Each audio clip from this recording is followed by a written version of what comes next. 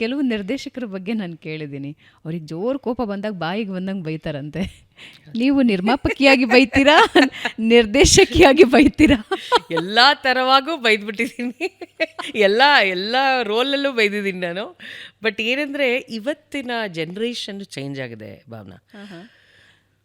ನಮಗೆ for example ನಾವು act ಮಾಡೋ ಕಾಲದಲ್ಲಿ ನಾವೊಬ್ಬ ಪ್ರೊಡಕ್ಷನ್ ಮ್ಯಾನೇಜರ್ಗೂ ಹೆದರ್ಕೋತಿದ್ವಿ. ಲೇಟಾಗಿ ಹೋದರೆ ಆ ಮ್ಯಾನೇಜರ್ ಏನೋ ಒಂದು 7:30 ಬನ್ನಿ ಅಂದಿದ್ರೆ, ನಾನು ಸಪೋಸ್ ಒಂದು 7:45 8 ಗಂಟೆಗೆ ಹೋದರೆ ನಮ್ಮಲ್ಲೊಂದು ಗಿಲ್ಟು ಮತ್ತು ಭಯ ಇತ್ತು.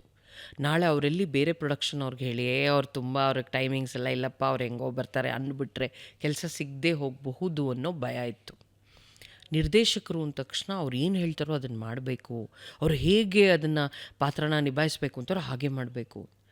ಪೇಮೆಂಟ್ ವೈಸು ಅಷ್ಟೇ, ಅವ್ರು ಏನು ಸರ್ ನೀವೇನು ಕೊಟ್ಟರು, okay sir, no problem sir, ಸದ್ಯ ಅವಕಾಶ ಕೊಟ್ಟರಲ್ಲ ಸಾಕು.